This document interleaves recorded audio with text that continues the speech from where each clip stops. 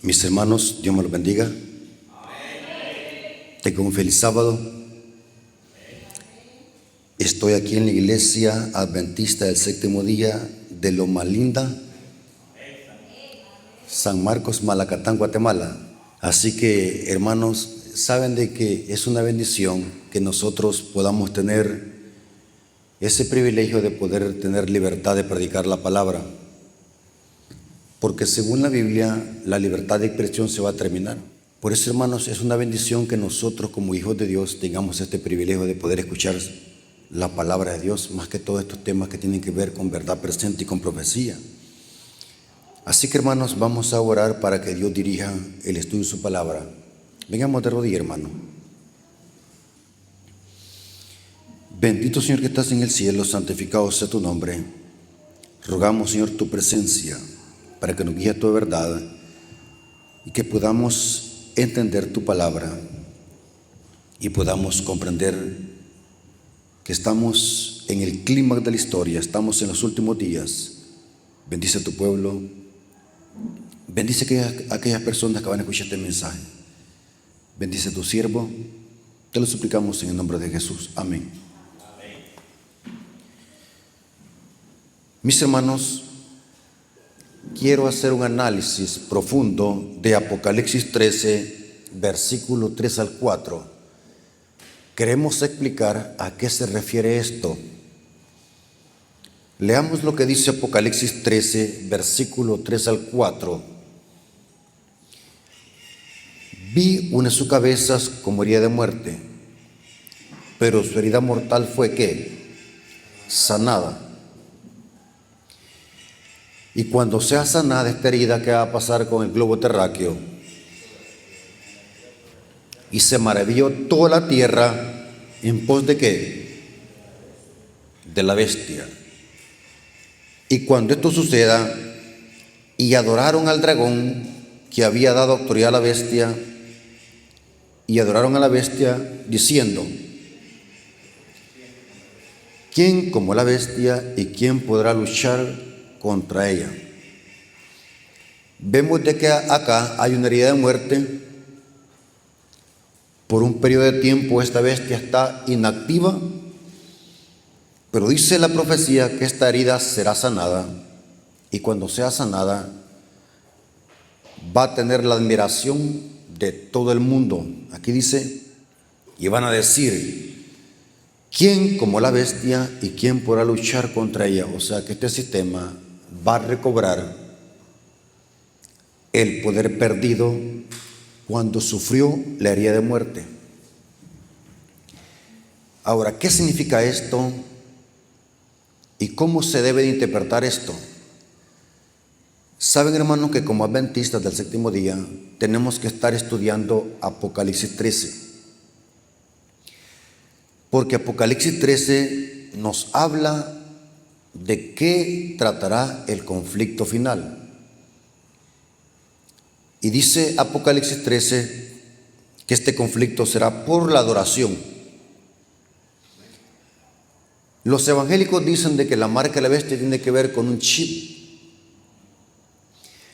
Pero cuando leemos Apocalipsis 13, la marca de la bestia tiene que ver con adoración. El diablo buscando adoración a través de la bestia. Ahora vamos a explicar qué significa que la bestia fue herida y qué significa que la herida se va a sanar. De eso va a tratar la clase. Vamos a ver cuándo es que esta herida se le dio y qué significa la herida de muerte y qué procedimiento el diablo hará para sanar esta herida de este sistema. Ahora, vamos a ver en primer punto que esta bestia tuvo una hegemonía de 42 meses.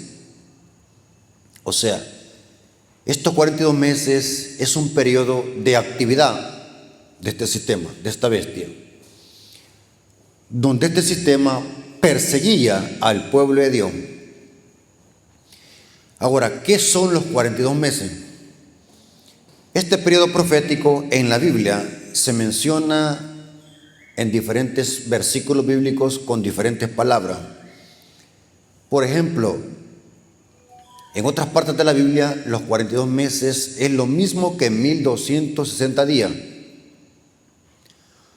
Es lo mismo que tiempo sin mitad de un tiempo. Es el mismo periodo con diferentes palabras. 1260 días, 42 meses, tiempo sin mitad de un tiempo, es el mismo periodo de hegemonía de este sistema. Ahora la pregunta es, ¿cuándo iniciaron estos 1260 días a contarse y cuándo terminaron? Bíblicamente se puede demostrar, y la historia lo confirma, de que esto se cumplió con la hegemonía del papado durante 1260 años. ¿Cuándo iniciaron estos 1260 años? En el año 538 después de Cristo y culminaron en el año de 1798.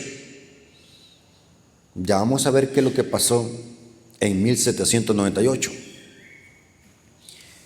Pero noten cómo Apocalipsis 13:5 habla de la hegemonía de este sistema.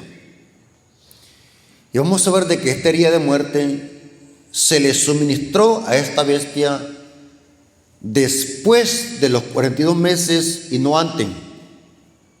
Es bien importante que comprendamos eso, que la herida de muerte fue después de la hegemonía de 42 meses. Apocalipsis 13:5 dice: también se le dio boca que hablaba grandes cosas y blasfemia, y se le dio autoridad para actuar ¿qué? 42 meses. Noten qué interesante. La herida de muerte fue suministrada después que culminaron los 1260 años. O sea, que esta herida de muerte fue suministrada en el año de 1798. Vamos a ver quién la suministró. Ahora, para saber quién se la suministró, vamos a ver primero qué es la espada en la Biblia. Porque la bestia, dice el texto, que la herida fue con una espada. ¿Dónde dice eso, que la herida fue con una espada? Bueno, leamos lo que dice Apocalipsis 13, versículo 12. Esta herida de muerte fue con una espada. Versículo 12 de Apocalipsis 13, hablando de la segunda bestia, y ejerce toda la autoridad de la primera bestia en presencia de ella, y hace que la tierra y los moradores de ella adoren a la primera bestia, cuya herida mortal que fue ¿qué? Fue sanada. Pero noten el versículo 14. El versículo 14 nos dice específicamente que esta herida fue con una espada, y engaña a los moradores de la tierra con las señales que se le ha permitido hacer en presencia de la bestia, mandando a los moradores de la tierra que le hagan imagen a la bestia que tiene la herida de espada y vivió. O sea que la herida fue suministrada ¿con qué? Con una espada. Ahora, ¿qué es una espada en la Biblia? ¿O qué simboliza la espada en la Biblia? Porque recordemos, hermanos, que la bestia es un símbolo para un sistema apóstata. Estamos tratando con símbolo. ¿Qué simboliza la espada en la Biblia? Ahora, vamos a ver de que la espada en la Biblia tiene dos símbolos. ¿Cuál es el primer símbolo para la espada en la Biblia? Más que todo en las profecías, ¿qué simboliza la espada? Vamos a ver de que el símbolo se aplica a la palabra de Dios. La espada en la Biblia simboliza la palabra de Dios. Noten cómo dice Hebreos 4:12.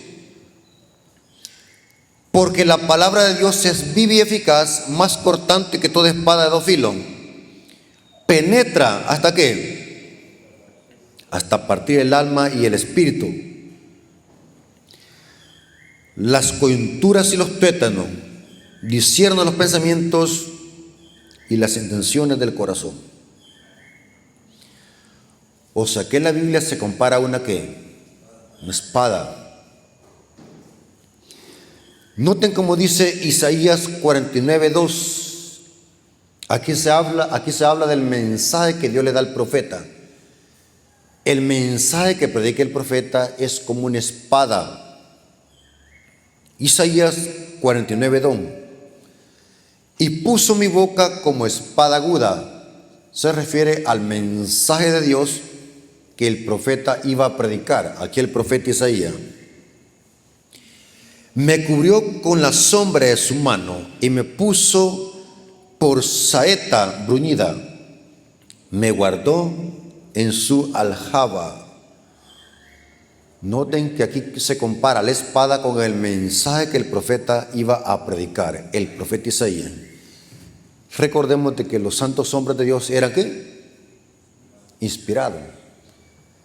Y la escritura es inspirada por Dios, o sea que tanto el mensaje como la palabra escrita es la espada de Dios. Ahora, noten cómo se menciona la espada en Apocalipsis. Dice que de la boca de Cristo sale una espada aguda. ¿Qué simboliza? Que es la palabra de Dios. Apocalipsis 1:16. Apocalipsis 1:16. Tenía en su diestra 7 estrellas. Y de su boca salía una espada aguda de 2 filos. Nosotros decimos allá en El Salvador, cuando hablamos de algo que corta así fácilmente, ¿cómo le llamamos? Nosotros en El Salvador le llamamos, eso está filoso, está filudo. Aquí, ¿cómo le llaman? Pero la palabra agudo significa que ¿qué? Es tan filoso que corta fácilmente un pelo. ¿Sí? Porque de Cristo sale una espada aguda, simboliza que de la boca de Cristo sale que la palabra de Dios, no es algo literal, es simbólico. Apocalipsis 19:15 se menciona otra vez el término de espada. Apocalipsis 19:15.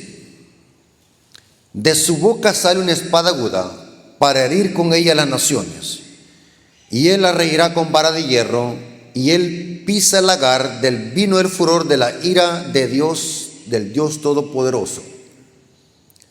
Note que la espada en profecía simboliza la palabra de Dios. Pero, ¿cómo es posible que podamos entender o interpretar que la bestia se le dio una herida de muerte con la Biblia o con la palabra de Dios? Es inconsistente interpretar ese texto de esa manera, porque dice que la bestia se le suministró una herida de muerte con una espada. Pero acabamos de ver de que la espada es la palabra de Dios, la Biblia. Entonces es ilógico pensar de que alguien agarró la Biblia y le dio una herida de muerte literal a una bestia. Por lo tanto, esto debe significar otra cosa. La espada en Apocalipsis 13 y Apocalipsis 13:14 debe simbolizar otra cosa. ¿Por qué les digo yo esto, hermano? En la Biblia, más que todo en las profecías, los símbolos tienen diferentes significados, depende del contexto. Aunque sea el mismo símbolo, debe de ser interpretado de acuerdo al contexto, y de acuerdo al contexto debe ser interpretado o significa otra cosa. Por ejemplo, les voy a poner algunos ejemplos para que puedan notar que muchas veces, aunque sea el mismo símbolo, depende del contexto, puede significar otra cosa, aunque sea el mismo símbolo. Ejemplo, ¿qué simboliza en la Biblia la serpiente?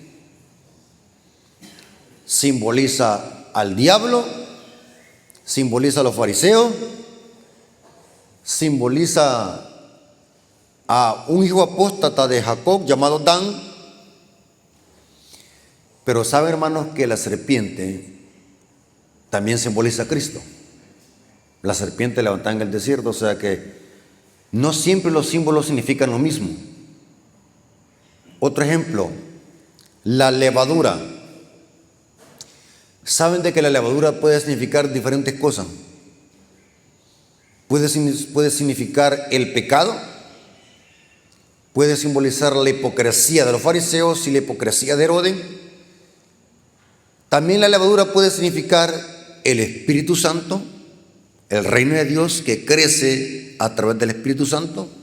¿Se acuerdan la parábola de la levadura? ¿Sí? Pero sabe, hermanos, que es interesante que cuando nos vamos a las fiestas solemnes, a la Pascua y al Pentecostés, eran dos fiestas prominentes en la economía hebrea. En la Pascua al pan no se le echaba levadura, pero en el Pentecostés al pan sí se le echaba levadura. Pareciera una contradicción. ¿Cuántos han notado eso o han leído eso en la Biblia? Que en la Pascua era prohibido echársele levadura al pan, porque en la Pascua el pan, la levadura simboliza pecado. Pero en el Pentecostés dice Levíticos 23 que al pan sí se le echaba levadura, porque en la Pascua la levadura simboliza el pecado. Cristo era sin pecado, porque Cristo es el Cordero Pascual. Pero en el Pentecostés la levadura significa otra cosa. En el Pentecostés la levadura simboliza el poder del Espíritu Santo. ¿Qué hizo crecer la masa en el Pentecostés? La masa es la iglesia. ¿Qué hizo crecer la iglesia en el Pentecostés? ¿El poder de qué? Del Espíritu Santo. Por eso es que en el Pentecostés el pan se cocía con levadura, mientras que en la Pascua la levadura simbolizaba el pecado. ¿Qué simboliza el león? El león puede simbolizar ¿a quién? Al diablo. El león rugiente puede simbolizar a Judá, un hijo de Jacob. Judá, cachorro del león. Pero sabe, hermano, que también el león puede simbolizar a Cristo. Y aquí el león de qué? De la tribu de Judá. O sea, aunque sea el mismo símbolo, pero significa diferente cosa de acuerdo al contexto. Isaías dice que el diablo es el lucero de la mañana. ¿Sí? Pero ¿saben de que Pedro dice que Cristo también es el lucero de qué? De la mañana. Hasta que el lucero de la mañana salga en vuestro ¿qué? Corazones. Noten que las palabras pueden significar diferentes cosas de acuerdo al contexto. ¿Estamos de acuerdo? Por eso, hermanos, dice un dicho que un texto sin su contexto es su contexto. Por eso es que siempre que analizamos un símbolo tenemos que ver cuál es el contexto. Ahora, ¿qué cosa también simboliza la espada? Porque recordemos de que la bestia tuvo una herida de muerte con espada. Pero ya vimos de que la espada simboliza la palabra de Dios. Pero ¿qué más? Vamos a ver de que la espada simboliza el poder que tienen los gobiernos políticos y civiles. Mire quién lleva la espada acá. Aquí la espada simboliza poder, autoridad. Pregunto, ¿los gobiernos políticos tienen autoridad de parte de Dios? ¿Sí? ¿Hay que respetar los gobiernos políticos? ¿Debemos de someternos a las autoridades? Sí. ¿Hasta qué límite? ¿Hasta qué límite debemos de someternos a las autoridades terrenales? ¿A ciegas ¿O hay un límite? Hay un límite establecido por Dios. ¿Y cuál es el límite? Les explico. Así a grande rasgo. La esfera donde debe de gobernar el poder civil es hacer que se cumplan y castigar los que quebrantan los mandamientos de la segunda tabla de la ley. Esa es la esfera del poder civil. Dios le ha dado autoridad al poder civil para que se respeten los mandamientos de la segunda tabla. O sea, el poder civil, los gobiernos políticos no se pueden meter en la primera tabla. O sea que aunque los gobiernos políticos tengan poder de parte de Dios, pero tienen un límite. ¿Y cuál es ese límite? No tienen que meterse con la primera tabla. Ejemplo, la autoridad terrenal puede castigar a alguien y meterlo preso a una cárcel porque asesinó a alguien. ¿Puede la autoridad meterlo preso? ¿Por qué? Me dice, ¿por qué razón? Porque ese mandamiento tiene que ver con qué tabla. Con la segunda. Otro ejemplo. Y esto se pone más interesante, hermano. Quiero que se concentren. Quiero que supongamos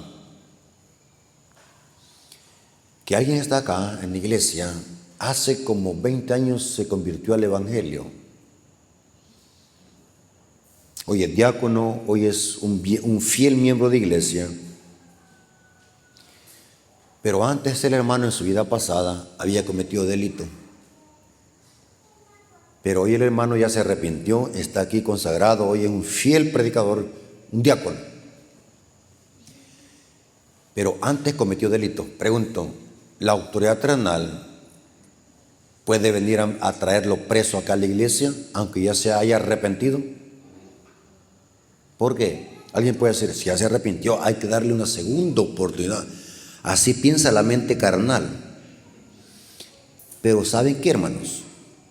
Aunque el hermano arregló su trato con Dios, pero le debe ¿qué? A César.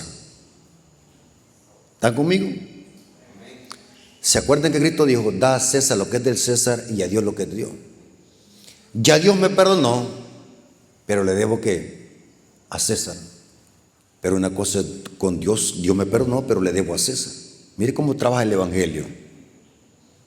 Otro ejemplo. Supongamos de que un hermano está decepcionado porque la mujer lo dejó. Y este hermano decepcionado se tira de un edificio de 7 pisos.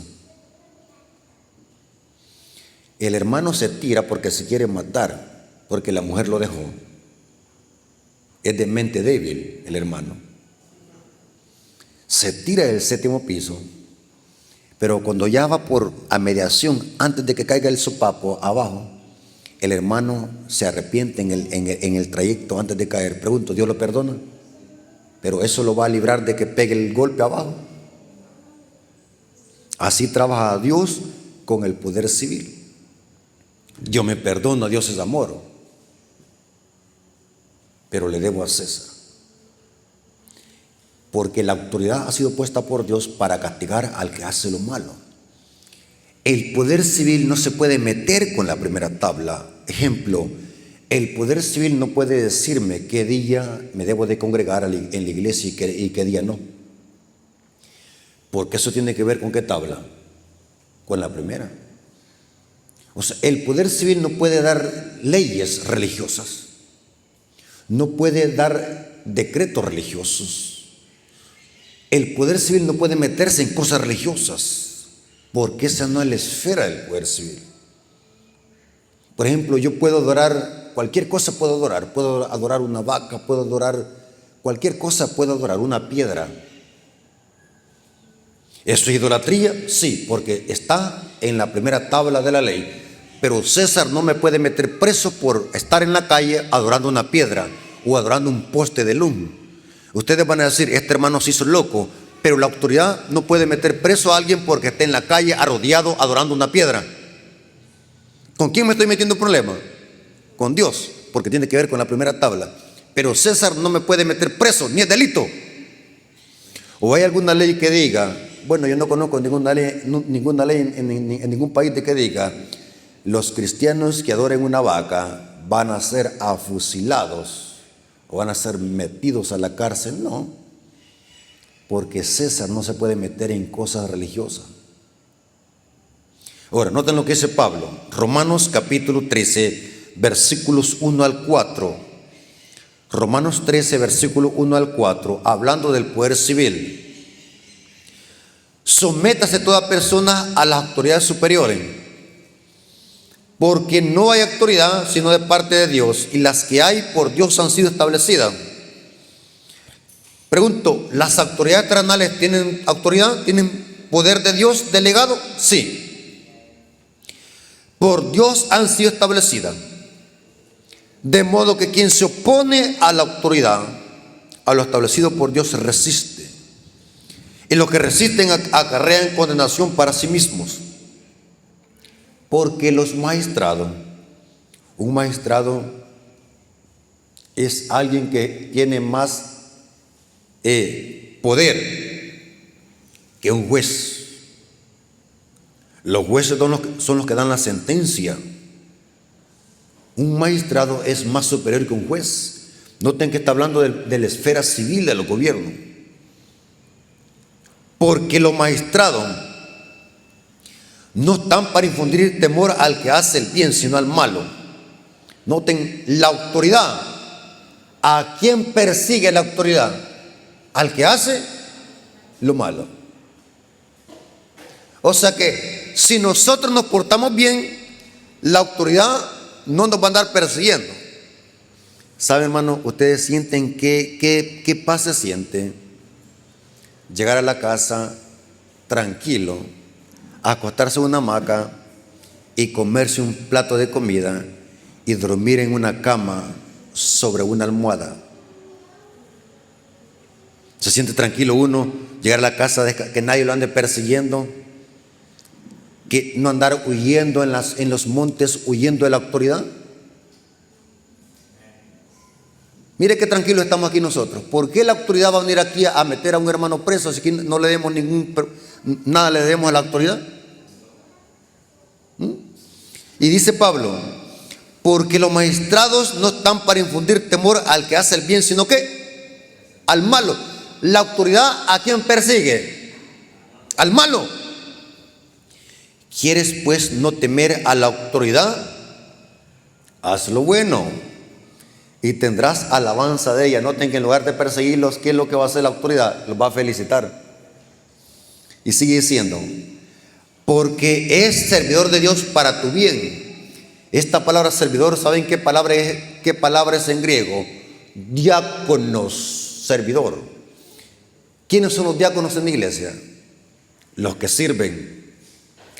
Pero aquí Pablo está usando el diaconado para aplicarlo a la autoridad terrenal, porque son servidores de Dios para tu bien. Pero si hace lo malo, teme, porque no en vano lleva ¿qué? La espada. Noten ahora Pablo cómo usa el término espada. ¿Quién lleva la espada? El poder civil. La autoridad lleva la espada. Ahora, en los tiempos bíblicos, el arma que usaban las autoridades civiles eran espadas. Si Pablo estuviese escribiendo en otro tiempo, ¿qué dijera en lugar de decir espada? Porque no en vano llevan ¿qué? El fusil. No en vano llevan el revólver. Ahora, un hermano una vez me hizo una pregunta, hermano Rafael, ¿un cristiano debe de usar arma? ¿Qué dicen ustedes? ¿Los cristianos debemos de usar armas? Según Pablo, ¿quiénes son los que deben de portar la espada o el arma? Las autoridades. ¿Quién les ha permitido portar el arma? Dios. ¿Están conmigo? Otra pregunta, ¿cuántos creen de que un cristiano puede trabajar de policía? Ustedes tienen aquí en la iglesia hermanos que trabajan de policías, soldados o coroneles o... ¿Creen ustedes de que, qué dicen ustedes? ¿Creen ustedes de que un cristiano trabaja de policía? Porque por lógica, si le toca usar el arma, tiene que sacarle, pegarle un balazo en defensa propia. La ley dice que si es en defensa propia, tiene que sacar el arma. Entonces, ¿qué pasaría si un cristiano trabaja de policía? Son buenas preguntas, hermano. ¿Y saben el consejo que yo les doy a los hermanos? Trabajar de policía no es pecado, porque dice Pablo que son servidores de Dios. Pero mi consejo sería que no sería recomendable que un cristiano trabajara de policía. ¿Por qué razón? Por ese caso. Porque tiene que usar el arma en cualquier momento. Imagínense, hermano, en El Salvador, el tiempo que ardía El Salvador, que diario habían asesinatos, pero por montones. Y automáticamente los cristianos que trabajaban de policía tenían que usar las armas. Entonces, por ese caso, yo creo que un cristiano no tiene que trabajar de ese trabajo. ¿Saben que en la iglesia tenemos muchos hermanos que renunciaron a ese trabajo? Por esa razón. Por el acto de usar el arma.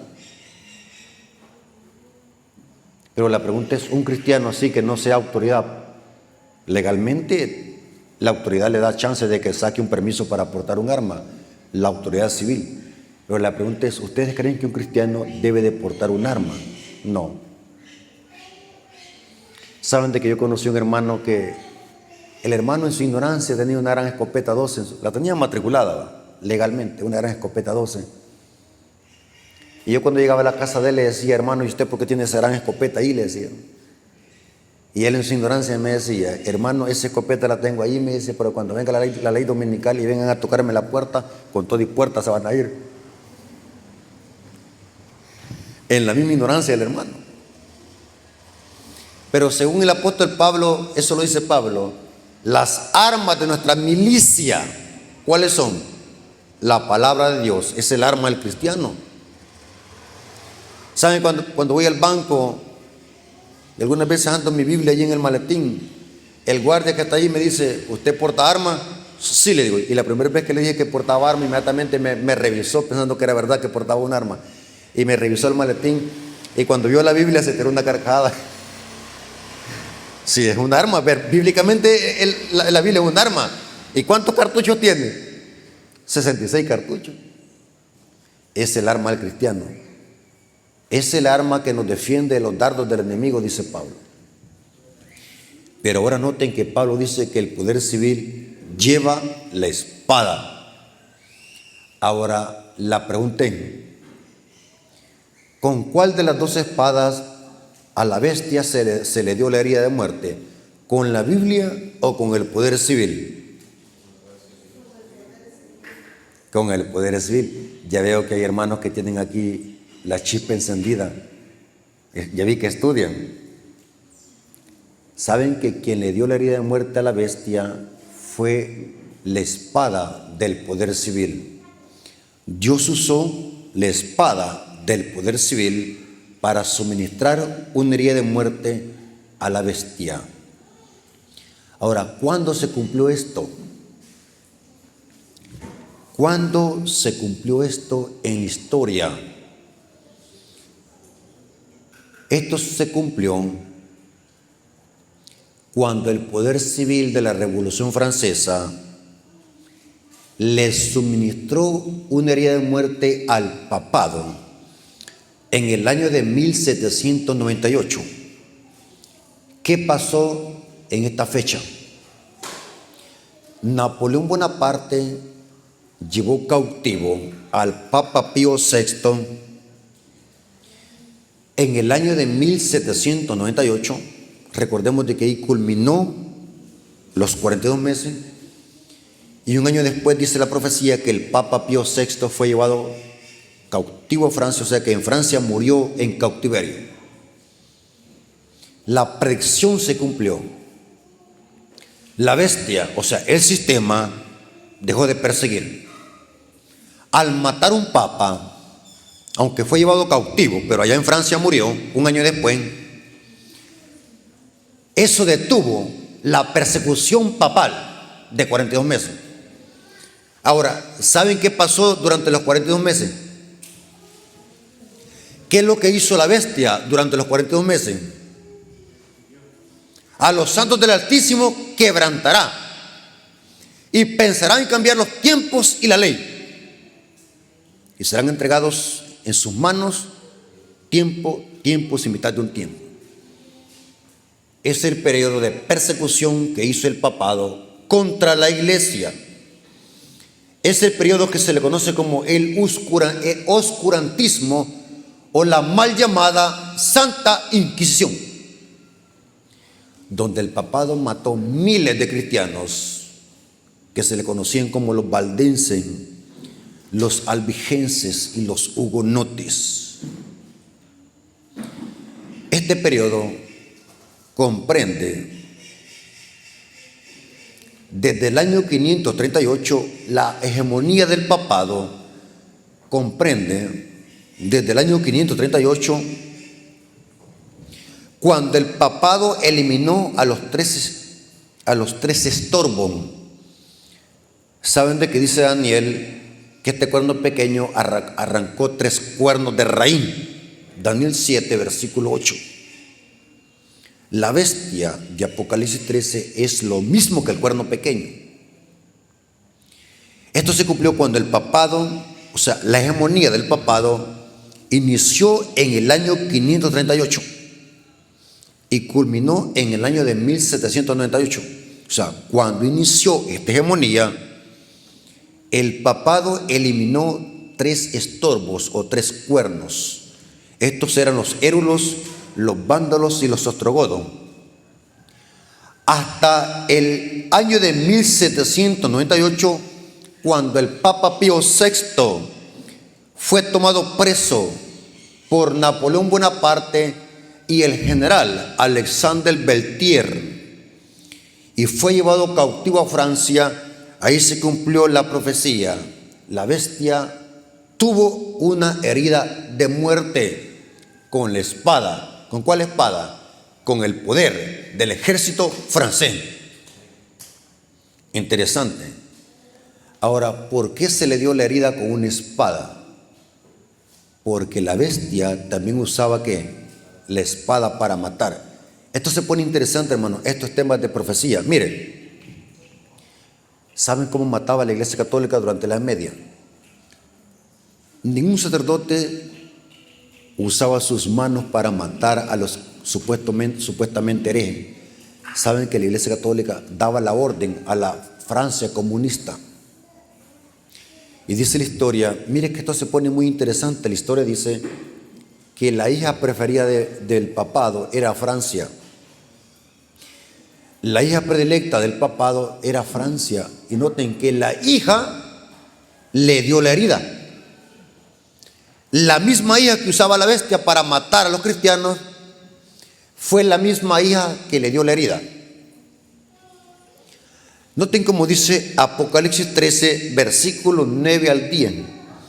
Aquí está la predicción, cómo se cumplió exactamente la profecía en el año de 1798. Y esto está aún hasta en la historia. El Vaticano nunca jamás olvidará lo que Francia le hizo en matarle un papa. Eso está registrado en los documentos papales, de que Francia mató a un papa.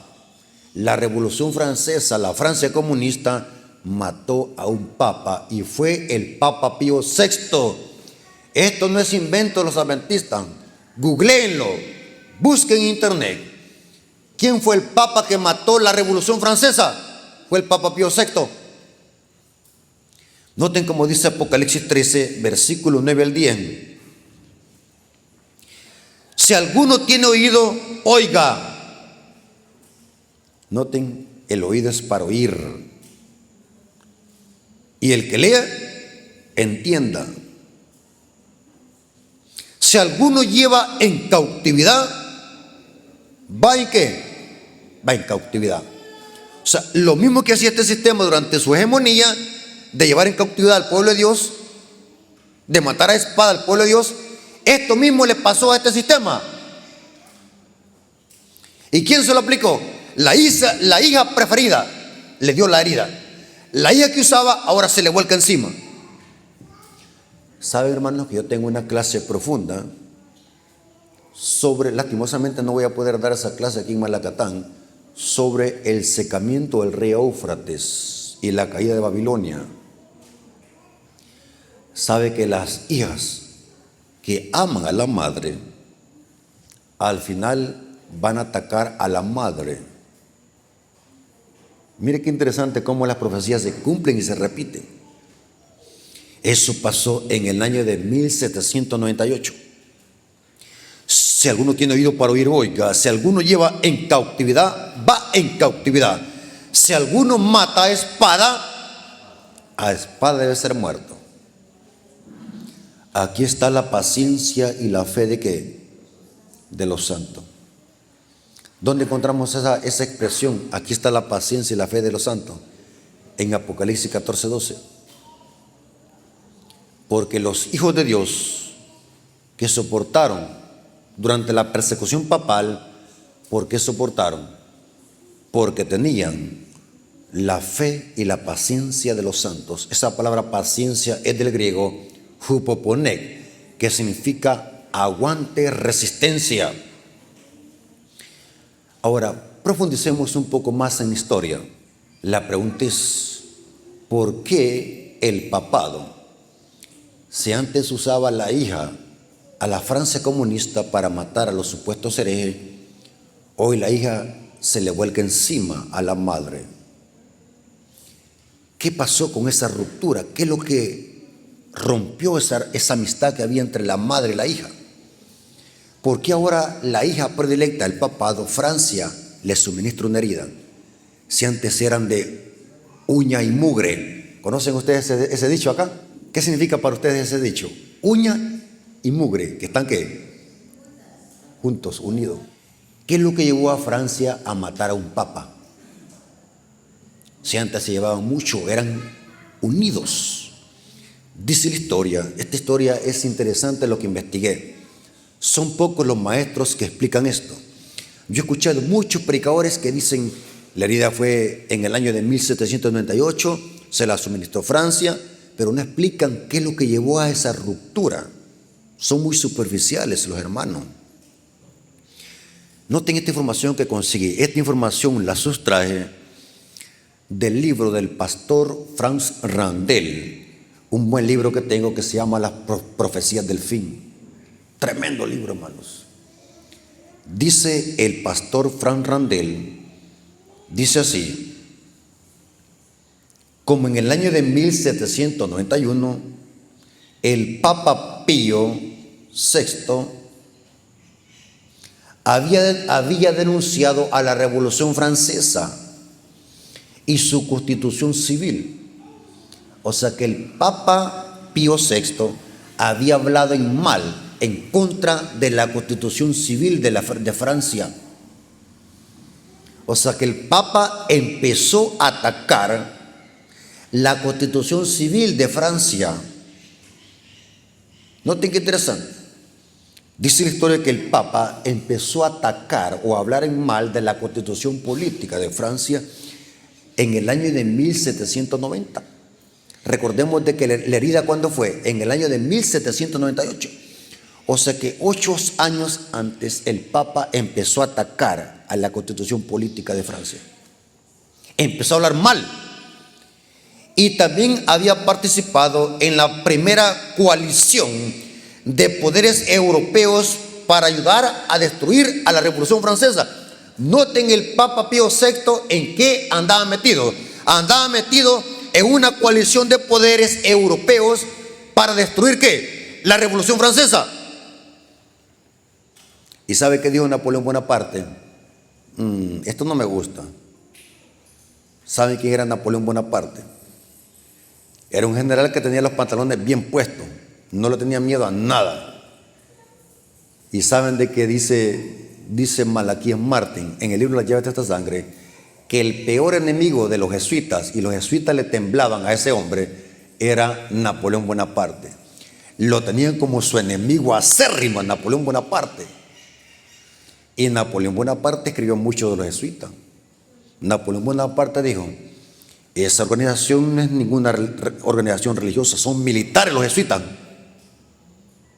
son déspotas los jesuitas, son la organización más sanguinaria del papado. Los jesuitas no tienen nada que ver con religión, son una organización de espionaje militar. Los jesuitas es la red de espionaje más poderosa del Vaticano para controlar el mundo. Elena de White les llamó los campeones del papado. Napoleón Bonaparte era un gran enemigo de los jesuitas.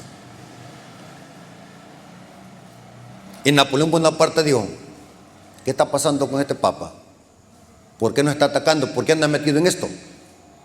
Así que se reunió, dice que se reunió el gabinete de la Francia, del gobierno de Francia, se reunieron. Inmediatamente dijeron: bueno, esto está pasando, démosle un golpe al papado en Francia, o sea que destruyeron la iglesia que estaba en la iglesia católica de Francia, y démosle un golpe al Vaticano, vamos a agarrar al papa.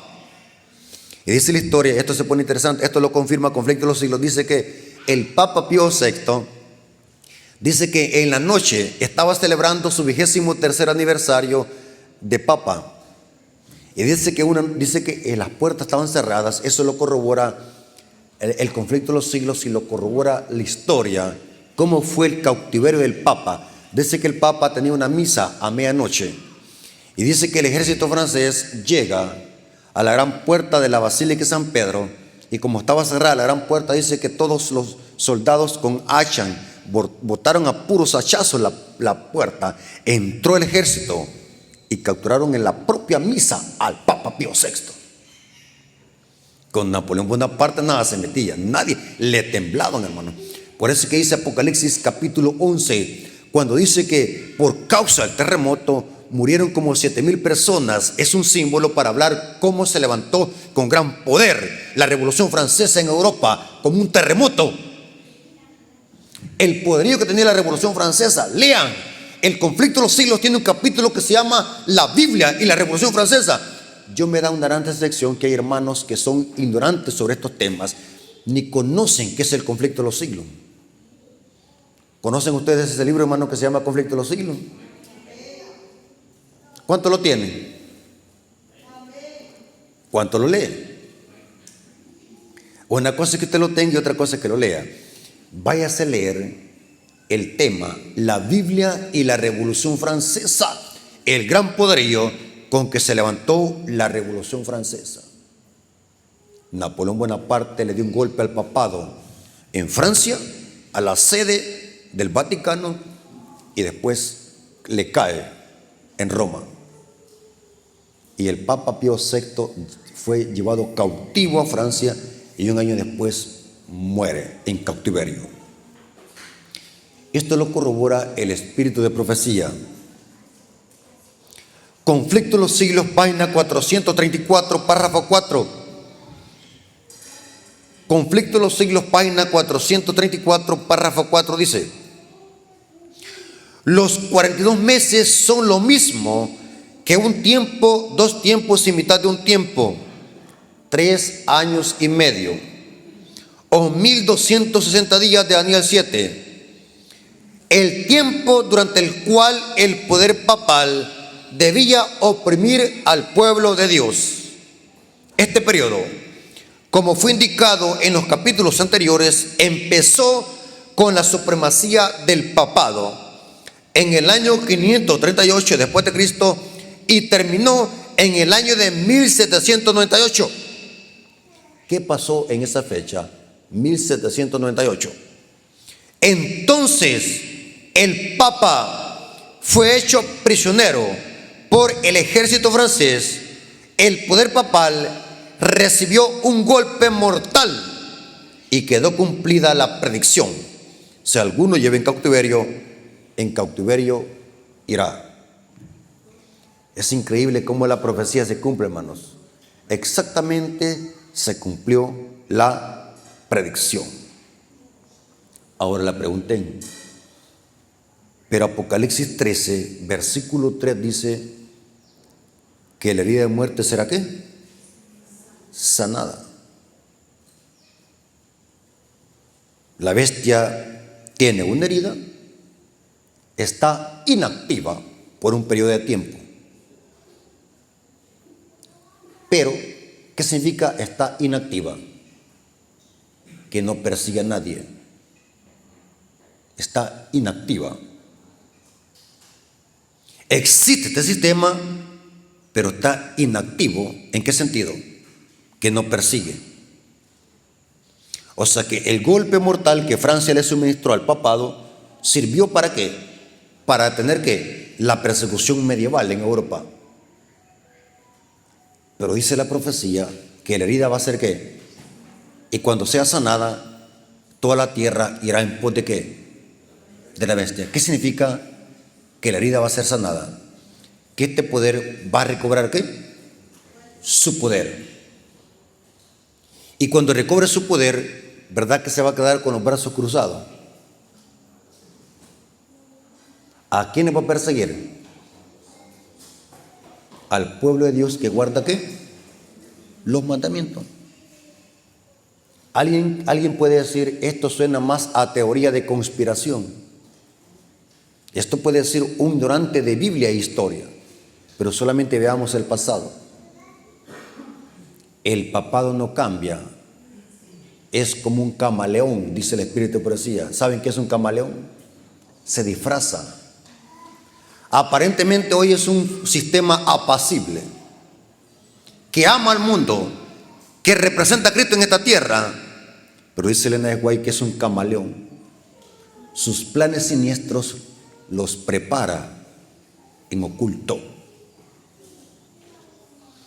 Si la profecía dice que a este sistema se le va a sanar la herida, significa que va a volver a ¿qué? A perseguir. La pregunté, ¿cómo se le sanará la herida y quién se la sanará? Por allí anda una interpretación errónea, más que todo en los grupos disidentes, que dicen que la herida de muerte del papado se le sanó en el año de 1929, cuando el cardenal Gasparini y Benito Mussolini firmaron un tratado conocido como el Tratado de Letrán, donde decía el encabezado, la herida de muerte después de muchos años sana. Este documento salió en las Crónicas de San Francisco el 12 de febrero de 1929. Esto fue un gran alboroto, más que todo en el círculo adventista. Empezaron a surgir predicadores diciendo, la predicción se cumplió.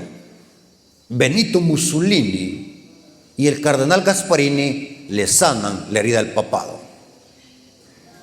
Y desde entonces hoy se predica, muchos grupos disidentes predican eso, de que la herida de muerte fue sanada en el año de 1929 por Benito Mussolini. Lo que no saben estas personas es de que las Crónicas de San Francisco hablaban de otro tipo de herida que al papado se le había sanado. ¿Saben de que al papado se le han suministrado en la historia 3 golpes mortales? ¿Cuántos sabían ustedes eso? Aparte del de 1798, al papado ya se le han dado otros 2 golpes mortales. Por ejemplo, la Reforma Protestante del siglo XVI fue un golpe mortal al papado. Martín Lutero le suministró un golpe mortal al papado en el siglo XVI. La Reforma Protestante fue un golpe mortal para el papado. En el año de 1870 también el papado tuvo otro golpe mortal. ¿Quién se le dio? Dice la historia que el ejército italiano le confiscó a Roma los estados papales. Eso sucedió en el año de 1870, la historia dice. El ejército italiano le confiscó al papado su estado territorial. Quedó inactivo por un tiempo también el papado por el ejército italiano. Eso fue en el año de 1870. Las crónicas de San Francisco se referían al golpe mortal de 1870, no a la herida de 1798. ¿Está conmigo? Las crónicas de San Francisco se referían al golpe mortal que los italianos le dieron al papado en el año de 1870. Las crónicas de San Francisco no estaban hablando de la herida de muerte dada por la Revolución Francesa, que fue en el año de 1798. Ha habido una equivocación profunda y desde entonces muchos han venido repitiendo eso mismo como loro, de que fue Benito Mussolini que le sanó la herida de muerte al papado. Pero las crónicas de San Francisco se referían al golpe mortal de 1870. Ahora la pregunta es, ¿quién le va a sanar la herida de muerte al papado? ¿Será Benito Mussolini o será otro poder que encontramos en Apocalipsis 13? ¿Qué nación le va a ayudar al papado a recobrar su poder perdido para que vuelva a perseguir? ¿Qué nación encontramos en Apocalipsis 13, versículos 11 hasta el 16? ¿Los Estados Unidos de qué? De Norteamérica. ¿Saben de que hay un capítulo en el conflicto de los siglos que se llama Los Estados Unidos en la profecía? Lean. Noten como dice Apocalipsis 13, versículo 11 al 12. Después vi otra bestia que subía de la tierra y tenía dos cuernos semejantes a los de un cordero, pero hablaba como dragón. ¿Qué significa hablar como dragón? Que esta nación que tiene características cristianas se va a tornar ¿en qué? En perseguidora. Pero todo lo que va a hacer, lo va a hacer para agradar ¿a quién? Al papado. Y ejerce toda la autoridad de la primera bestia en presencia de ella, y hace que la tierra y los moradores de ella adoren a la primera bestia, cuya herida mortal fue sanada. O sea que esta nación, esta bestia, va a ser la potencia mundial que le va a ayudar al papado a recobrar su poder perdido. ¿Y de qué manera lo hará? ¿Saben cuándo es que el papado se le habrá sanado por completo la herida? Saben que cuando uno se da una herida hay un proceso de cicatrización. Estamos viviendo en el proceso de la cicatrización. Muy pronto al papado se le va a sanar por completo la herida.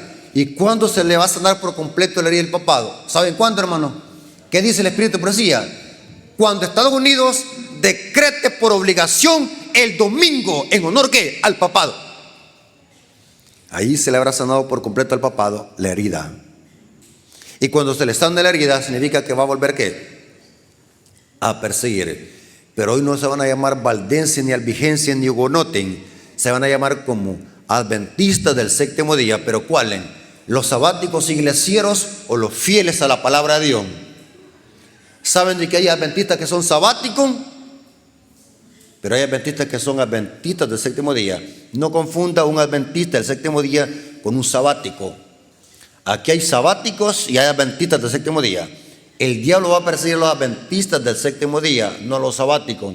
¿Saben qué es un sabático? ¿Alguien me puede decir qué es un sabático? Todas las semanas le sirve al diablo.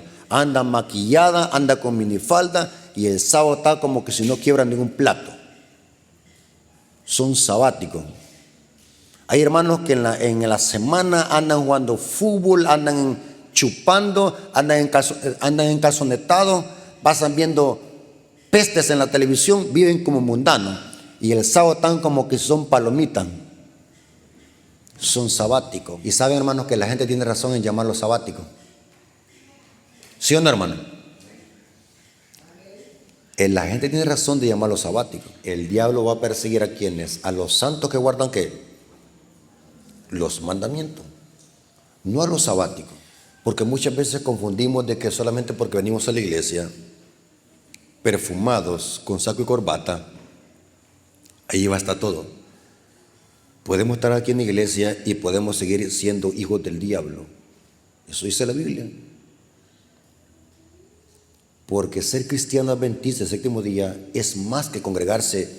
Inclusive hay hermanos que tan siquiera no vienen toda la mañana, vienen 2 horas. Y en la tarde se desaparecen. Ni tan siquiera son sabáticos. Son adventistas de 2 horas. ¿Han visto ustedes que todas las iglesias hay ese tipo de apostasía? Yo le llamo apostasía, de que solamente vienen tarde, mira, vienen tarde a sacar al predicador, salen antes de que termine el predicador porque les aburre el tema y en la tarde se desaparecen. Eso no son nada, hermano. Eso no son nada.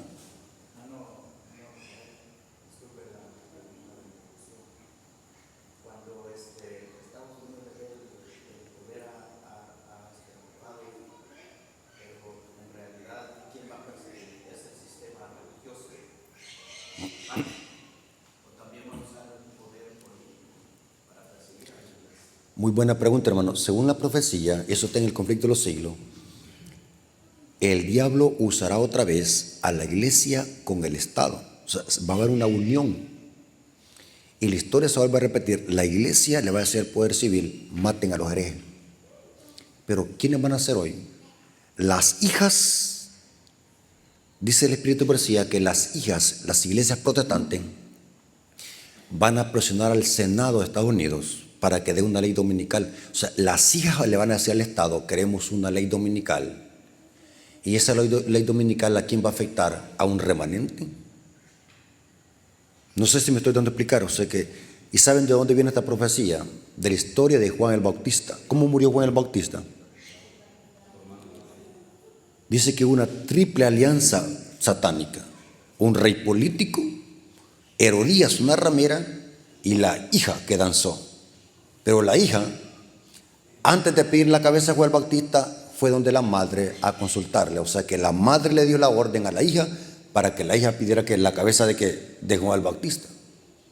O sea que la segunda bestia todo lo que hace, no lo hace para llamar la atención a sí misma, sino para que adoren a ¿qué? A la primera bestia.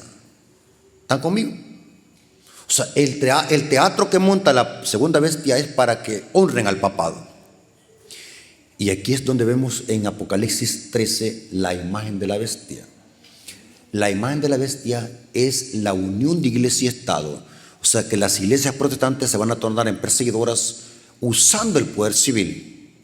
Las hijas se van a tornar en perseguidoras igual como la madre.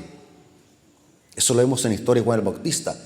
Igual como lo que la madre dijo, la hija lo hizo.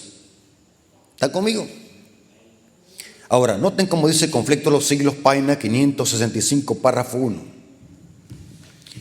Se ha demostrado que los Estados Unidos de Norteamérica son el poder representado por la bestia de 2 cuernos semejantes a los de un cordero.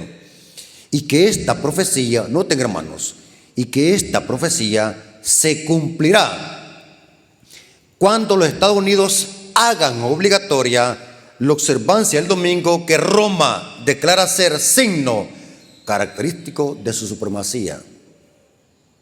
Y sabe, hermano, que cada día estamos observando esto. Los adventistas que tienen la chip encendida, los adventistas que conocen bien los eventos finales, no están dormidos. Saben de que nos acercamos cada día más a esto, que al papado se le sana la herida de muerte.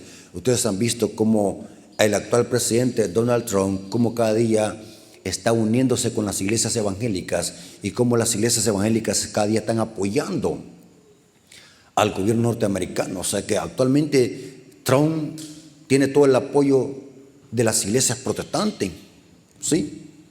O sea, lo que estamos viendo cada día más es que en Estados Unidos se está formando una imagen de la bestia. ¿Qué hacen las iglesias evangélicas buscando la ayuda de los políticos? La iglesia tiene que estar apartada de los asuntos políticos. Pero vemos de que al final de la historia las hijas van a buscar la ayuda del poder civil. Noten cómo dice Conflicto de los Siglos, página 565, párrafo 1. Tanto el viejo mundo como el nuevo mundo se le tributará homenaje al papado por medio del honor que se conferirá a la institución del domingo que Roma declara, ¿qué dice? Signo de su autoridad. Conflicto de los Siglos, página 439. Conflicto de los Siglos, página 439, párrafo 3 dice: cuando las iglesias principales de Estados Unidos, uniéndose, ahí está, oiga hermano, uniéndose en puntos comunes de doctrina, influyan sobre el Estado para que imponga los decretos y las instituciones de ella, entonces la América protestante habrá formado una imagen de la jerarquía romana, y la inflicción de penas civiles contra los disidentes vendrá por sí sola. Noten a quienes van a perseguir: a los disidentes. ¿Quiénes son? Los que se van a oponer a esta coalición. Ahora, noten cómo dice Conflicto de los Siglos, página 439, párrafo 4. La imagen de la bestia representa la forma de protestantismo apóstata que se desarrollará cuando las iglesias protestantes busquen la ayuda del poder civil para la imposición de sus dogmas. O sea, ¿qué es la imagen de la bestia? La unión de iglesia de qué? Y Estado. O sea que la iglesia volverá a usar la espada, pero para aplicarla ¿a quién? Al remanente. Las leyes que va a dar la espada, ¿qué tabla van a atacar? La primera, porque se manda a hacer una imagen de la bestia. Pregunto, ¿qué mandamiento condena la idolatría a las imágenes? La primera tabla. El segundo mandamiento. O sea que el conflicto que vemos en Apocalipsis 13 tiene que ver con la primera tabla. Y saben algo interesante, hermanos, dice que el conflicto tiene que ver con la adoración. Si alguno no adora a la bestia, a su imagen, dice que se va a dar un decreto de muerte. El conflicto final será por la adoración. Pregunto, ¿qué tabla tiene que ver con adoración? ¿La primera tabla o la segunda? La primera tabla. Especialmente, ¿qué día tiene que ver con adoración? El cuarto mandamiento. ¿Y está dónde? En la primera tabla. ¿Saben que los protestantes dicen, los adventistas les patina el coco porque dicen que la marca de la bestia tiene que ver con una ley dominical? Pero tiene lógica lo que decimos, porque el domingo, ¿qué tabla ataca? ¿La segunda o la primera? La primera. Ahora, voy a terminar con esta cita, hermanos. Saben de que muchos hermanos dicen de que predicar estos temas a la iglesia la ponen en miedo. Pero ¿sabe a quién les da miedo? A los hermanos que andan mal con Dios. ¿A usted le da miedo estos temas, hermano? ¿Le da miedo? ¿Le da miedo escuchar que nos van a perseguir por la verdad? No, yo me siento feliz. ¿Creen ustedes de que no es una dicha morir por Cristo, sufrir por Cristo? Sé fiel hasta la muerte y te daré ¿qué? La corona de vida eterna. O sea, es una gran bendición morir por Cristo. ¿Se acuerdan de Juan Hus? ¿Cuántos han escuchado hablar de Juan Hus? Quemándose en la hoguera, lo mató la Iglesia Católica, fue el precursor de la Reforma Protestante. ¿Cómo lo mató la Iglesia Católica? En una hoguera. ¿Y saben qué dice la historia? Que Juan Hus murió ¿qué? Cantando un salmo. Dichoso, feliz, morir por Cristo. Y saben, hermanos, que los siervos de Dios que eran muertos, quemados, ya no sentían el dolor porque Dios ya se lo había llevado. O sea, no debemos de tener, por eso es que la Biblia dice, no temas en nada lo que vas a padecer. He aquí el diablo los echará a la cárcel, seréis aborrecidos. Dígame, hermano.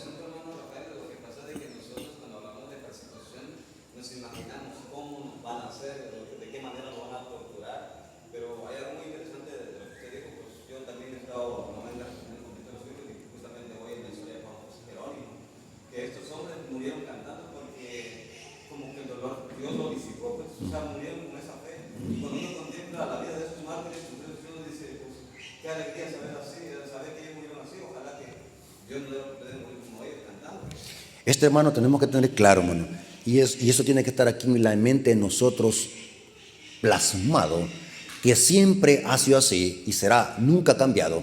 Siempre el diablo ha perseguido a los hijos de Dios. ¿Qué es lo que hizo Caín? ¿Mató a quién? A su hermano Abel. ¿Qué es lo que hicieron sus propios hermanos con José? Lo vendieron. ¿Quién mataba a los profetas? No eran los mundanos, el mismo pueblo. ¿Quién mató a Cristo?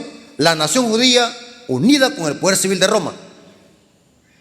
O sea, ¿qué nos hace pensar que al final va a ser diferente? O sea, inclusive Pablo dice, todos los que quieran vivir piadosamente a Cristo. Es normal, hermanos.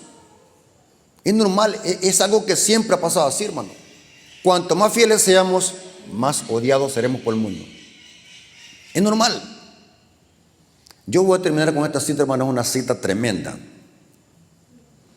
Esto está en el Conflicto de los Siglos, página 567, párrafo 1. Esto es cuando al papado se le sana por completo la herida. Significa que va a volver ¿qué? A perseguir. Noten cómo dice esta cita.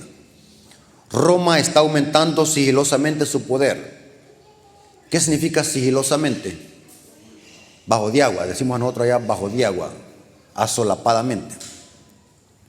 Roma está aumentando sigilosamente su poder. Sus doctrinas están ejerciendo su influencia en la Cámara Legislativa, en las iglesias y en los corazones de los hombres. Ya está levantando sus soberbios e imponentes edificios, en cuyos secretos recintos reanudará sus antiguas persecuciones. ¡Wow! ¿Están escuchando, hermano? ¿Para qué se usarán esos sótanos que están en las catedrales? ¿Para torturar a quiénes? Al pueblo de Dios. ¿Saben de qué esas grandes catedrales? ¿Cómo se llama la catedral de acá de Malacatán? Hay sótanos. Todas las catedrales tienen sótanos. Ahí van a torturar a los cristianos, a los adventistas del séptimo día, pero a los fieles. Está acumulando ocultamente sus fuerzas sin despertar sospechas, para alcanzar sus propios fines y para dar el golpe a su debido tiempo. Todo lo que Roma desea es asegurarse alguna ventaja, y esta ya se le ha sido concedida. Pronto veremos, escuchen, hermanos, esto se va a cumplir. Pronto veremos y palparemos los propósitos del romanismo. Cualquiera que crea u obedezca la palabra de Dios incurrirá en oprobio y persecución. Tremendo, hermano. La pregunta es, ¿estamos preparados, hermano? ¿Estamos haciendo provisión para cuando venga este tiempo? ¿O será que estamos dormidos como iglesia? ¿Será que nos estamos preparando? ¿Será que nos estamos consagrando para que podamos soportar el día malo? ¿Cómo estamos? ¿Cómo está la mayoría de iglesias adventistas hoy? ¿Cómo están, hermano? Comenzando desde nuestros líderes, ¿cómo están? ¿Y saben cuál es la evidencia que una iglesia está dormida? Cuando rechaza este tipo de mensajes. Cuando a una iglesia le gusta que solamente vengan a predicar predicadores que hablan de amor, de la samaritana, de saqueo, es una iglesia que está dormida. Porque el diablo quiere que la iglesia esté dormida a través de esos temas superficiales y livianos que los podemos escuchar en cualquier iglesia protestante, inclusive hasta una iglesia católica podemos escuchar de saqueo y la samaritana. Por eso es que hoy los predicadores dicen, no, al hermano Rafael Díaz no me lo vayan a invitar porque el hermano Rafael Díaz, los temas que predican dan miedo. ¿A usted les dio miedo, hermano? ¿Les ha dado miedo el tema que hemos predicado? ¿O han aprendido? ¿Saben, hermano, lo más importante de esto? La clave de todo esto es de que si estamos con Cristo, si estamos revestidos con la justicia de Cristo, vamos a soportar cuando venga esta crisis, hermano. Estos hombres de Dios soportaron porque eran cristianos legítimos. No eran cristianos mediocres como nosotros, eran cristianos verdaderos, que soportaron esa crisis porque estaban revestidos con la justicia de Cristo. Dios tenga misericordia de nosotros, hermanos, y nos podamos preparar desde ya, porque la preparación es desde ya. No es cuando venga la crisis, desde ya tenemos que estar. ¿Cómo se prepara el pueblo de Dios, hermanos? ¿Cómo se prepara? Estudiando, dice Elena de Guay, estudiando las profecías de ¿qué? De Daniel y Apocalipsis. Orando, predicando, haciendo conferencias proféticas, haciendo seminarios proféticos. ¿Pero qué es lo que estamos haciendo hoy? Pagamos $5,000 para que venga otro predicador de otro país solamente para que venga a contar su vida personal. Imagínense, $5,000. ¿Cómo tiramos el billete a basura? ¿Ah?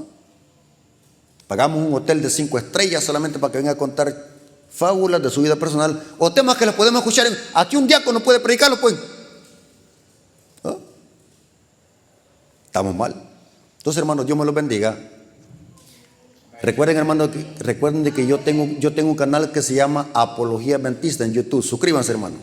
Yo sé que van a aprender. Casi todos los días estamos subiendo material sólido al canal de doctrina, profecía y aún hasta subimos la lección de escuela sabática. Anoten el canal, se llama Apología Adventista. Suscríbanse y vean todos los días los temas. Yo sé que van a aprender. Así que hermanos, Dios me los bendiga y que la honra y la gloria haya sido para nuestro Dios.